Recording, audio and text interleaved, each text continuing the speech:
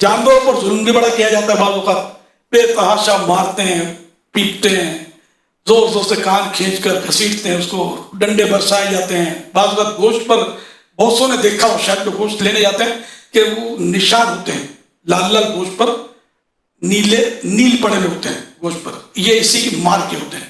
बेतहाशा मारते हैं और मारते भी रीढ़ की हड्डी पर है। जानवर बेबस है बेचारा, क्या करे।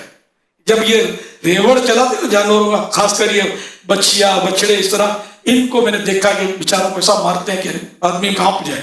इनको बिल्कुल एहसास नहीं होता कि मार के चले जाते हैं।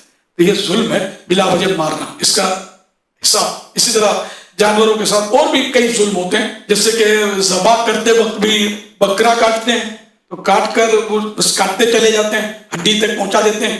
हालांकि इसकी जरूरत नहीं है, 4 रगें कट गई तो अब आगे काटने का कोई जवाब ही नहीं है, जरूरत ही नहीं, इसकी आदत भी नहीं है। हड्डी तक जाते हैं, फिर अभी जानवर में जान बाकी होती है, इसकी गर्दन फौरन चटका देते हैं, अभी वो तड़प रहा है, गर्दन चटकी।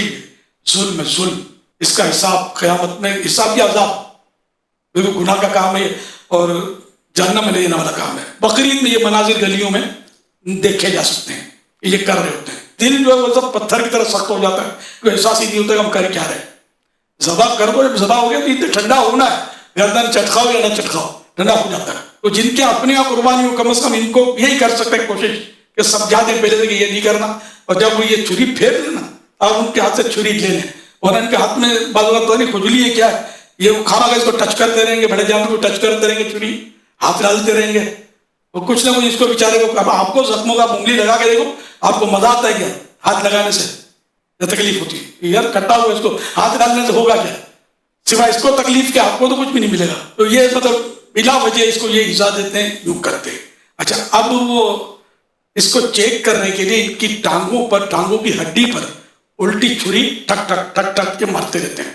अरे भाई फ्लाइट मिस नहीं हो जाएगी, कहीं तुम्हारी जिंदगी की फ्लाइट उड़ ना जाएगी, अरे क्या जरूरत है इसको। आप खुद अपनी हड्डी पर थोड़ा कुछ मार के देखें, हड्डी पर ज्यादा चोट लगती है। तो ये इस तरह कर रहे होते हैं, वही मतलब इनका आदत होती है इनकी। अगर मुसलमान पर जुल्म करेंगे तो कोर्ट में चला जाएगा, पुलिस में केस करेगा, खुद मुकाबला करेगा, बोल सकेगा किसी को कि मुझे उसने जुल्म किया, मारा। लेकिन जानवर पर अगर जुल्म करेंगे, ये बेचारा किसको फरियाद करेगा? देखने वाला भी खाली तमाशा ही बना रहा होता है, इनको भी शौक नहीं कि वो समझाए, और बार बार समझाने वाला माहौल भी नहीं होता। जानवर पर जुल्म करना ये मुसलमान पर जुल्म करने से भी ज्यादा सख्त।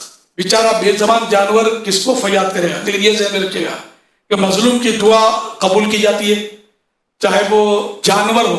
जानवर पर जुल्म हुआ, इसने बददुआ कर दी, इसकी बददुआ भी कबूल होती है। तो इस तरह के जालिम लोग हैं ना, ये दुनिया में भी बाज़ वक़्त तरक्की इनको नहीं होती, ये फटी जगह रहेंगे, इनको होश ही नहीं होता हम कर क्या रहे। तो बहरहाल जब तक यकीन ना हो जाए इसकी जान निकलने का, खाल उतारने की इजाजत शरीयत में नहीं है।